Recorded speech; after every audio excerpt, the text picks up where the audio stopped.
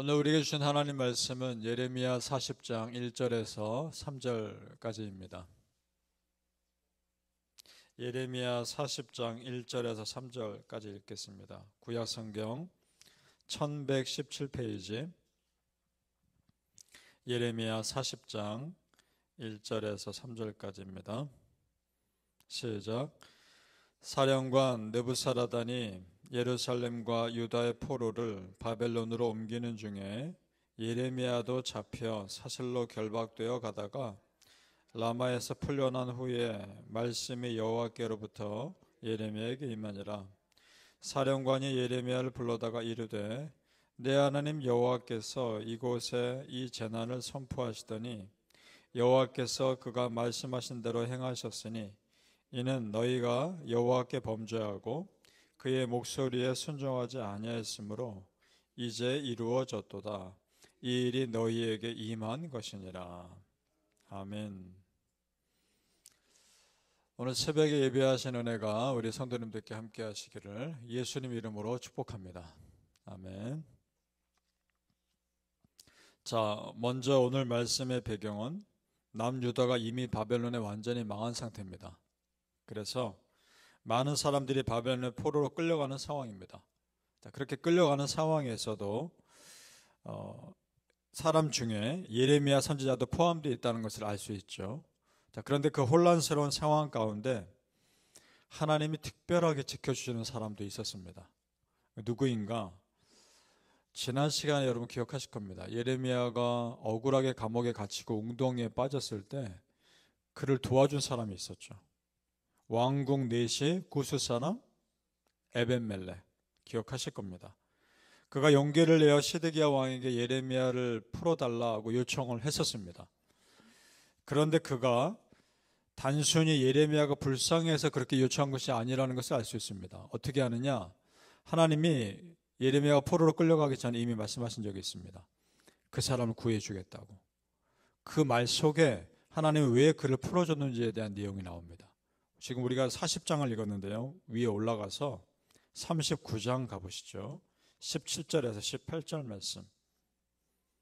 예레미야 39장 17절에서 18절까지입니다. 시작. 여호와의 말씀이니라. 내가 그날에 너를 구원하리니 내가 그 두려워하는 사람들의 손에 넘겨지지 아니하리라. 내가 반드시 너를 구원할 것인즉 네가 칼에 죽지 아니하고 내가 노량물같이 내 목숨을 얻을 것이니 이는 네가 나를 믿었음이라. 여호와의 말씀이니라 하시더라. 아멘.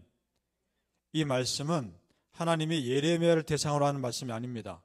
예레미야를 통해서 에벤멜렉에게 하시는 말씀입니다. 그렇게 구해주시겠다는 겁니다. 남유다가 멸망하는 날 에벤멜렉 반드시 구원할 것인데 그 이유가 무엇이냐? 네가 나를 믿었음이니라. 그게 이유인 겁니다.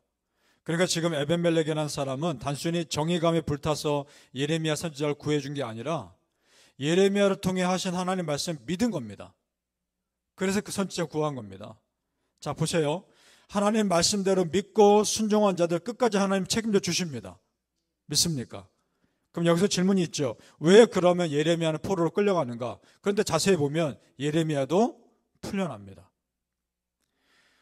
자, 남유다의 백성을 포로로 끌고 가는 바벨론 사령관이 예레미야를 불러서 그가 가도록 허락까지 해줍니다. 공식적으로. 4절을 가보시죠. 다시 40장 내려오셔서 4절 말씀 또 읽어보죠. 시작.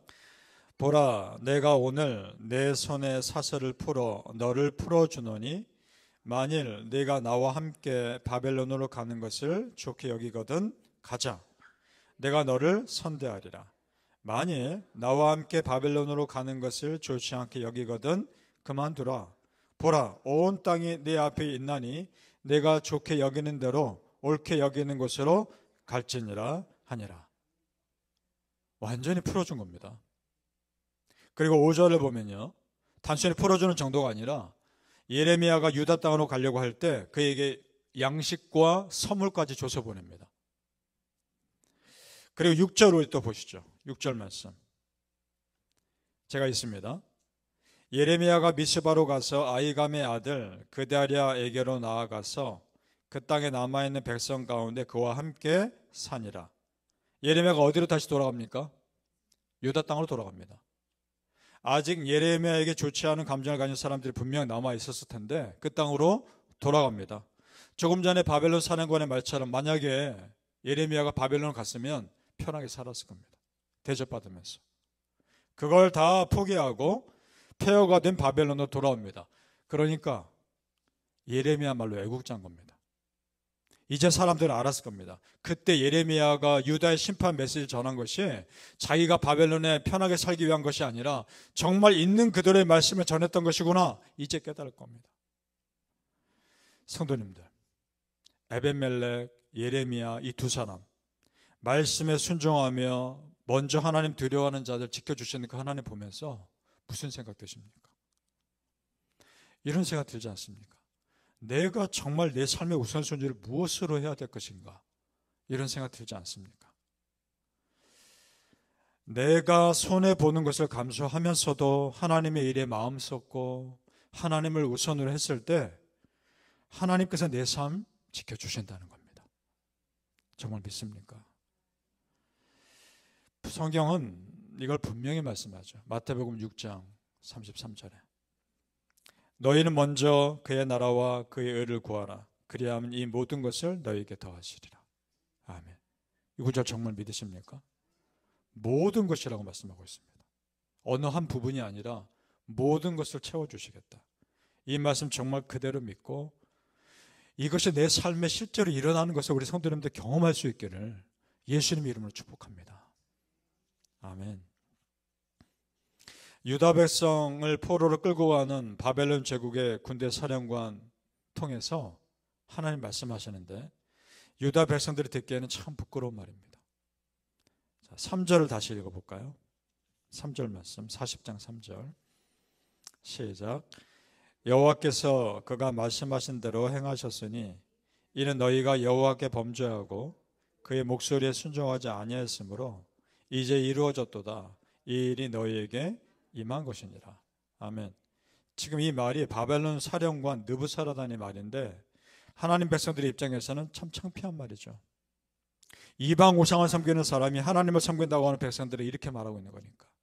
자, 여러분 이런 겁니다. 하나님 백성이 사명을 감당하지 못하면 세상이 우리를 무시하게 되어 있습니다. 그러니까 크리스찬으로부터 세상에 인정받는 것은 세상과 똑같이 행동해서가 아닙니다. 세상 사람들과 똑같이 어울리고 똑같이 행동하면 그들은 겉으로 이렇게는 말할 겁니다. 너희가 참 융통성이 있구나. 이렇게 말할지는 모르겠습니다. 그러나 속으로는 아닙니다. 오히려 반대입니다. 그들과 다른 삶을 살고 다른 기준으로 살아가는 크리스찬들의 삶을 보면서 오히려 우리를 함부로 못하는 겁니다. 거룩한 삶을 살려고 노력하는 우리 크리스찬들의 삶의 모습이 그들에게 도전이 되는 겁니다. 믿습니까? 그러니까 크리스찬이 크리스찬다울 때 세상으로부터 공격받는 것도 있지만 동시에 존경받는 것도 있는 겁니다. 성도님들, 우리의 삶의 모습이 세상 사람들이 결코 여러분을 함부로 하지 못하는 그런 삶이 되시기를 축복합니다. 아멘. 그리고 예레미야가 유다 땅으로 다시 돌아왔는데 유다 땅 어디로 돌아옵니까? 6절을 다시 보십시오. 유다 땅에 미스바로 가서. 미스바가 어떤 곳인가? 사무엘 선지자가 이스라엘 공적인 리더가 된 이후에 처음으로 백성들을 다 모아놓고 무엇을 했느냐? 집회를 한 곳입니다. 기도 집회를. 그러니까 미스바는 영적으로 어두웠던 그 이스라엘이라는 나라가 영적으로 다시 회복되는 상징적인 곳입니다. 그곳에 포로로 끌려갔던 선지자가 다시 돌아온 겁니다. 이 자체가 메시지입니다. 그럼 유다 백성들도 그렇게 돌아올 것이다. 회복해서 그들의 영성이 다시 회복될 것이다 라는 것을 보여주는 겁니다. 성도님들, 결국 하나님 말씀대로 됩니다. 그러니까 처음부터 하나님 말씀에 순종하는 것이 지혜로운 길인 줄 믿습니다. 사랑하는 성도님들, 지금 하나님 말씀에 순종하는 자를 하나님이 반드시 책임져 주신다는 것, 실제 삶에서 체험하시길 예수님의 이름으로 축복합니다. 아멘. 기도하겠습니다. 아버지 하나님, 살아계신 아버지, 오늘도 내 기도를 들으시는 아버지, 내가 무엇이 고민되고 무엇이 마음 가운데 답답한지 너무나 잘 아시는 아버지, 우리 마음을 붙잡아 주옵소서. 나로서도 어찌할 수 없는 이 마음을 하나님께서 바꾸어 주옵시고, 나에게 있는 굳은 마음들이 있다면 다 깨어뜨려 주시고 십자가 보혈로 다 부드럽게 바꾸어 주옵소서. 아버지 하나님, 죄의 포로 된 우리를 자유케 하신 그 예수님의 십자가 보혈의 은혜를 우리는 오늘도 신뢰하고 갑니다. 그 보혈의 은혜에 의지하여 하루하루 갈 때마다 우리의 삶이 바꿔지게 하여 주옵소서. 크리스찬다울 때 세상에 함부로 못한다는 것을 우리는 압니다. 아버지 하나님, 비록 손해보는 일이 있다 할지라도 하나님 입장에서 생각하고 살아가게 하여 주옵소서. 그럴 때 모든 삶 책임져 주시옵소서. 우리 성도님들의 삶의 모든 순간순간을 책임져 주시고 붙들어 주시옵소서. 그래서 하나님 믿는 자의 삶이 어떤 것인지 세상 앞에 자연스럽게 드러내 보이며 하나님의 영광 올려드리는 우리가 되게 하여 주옵소서. 감사하며 예수님 이름으로 기도합나이다. 아멘.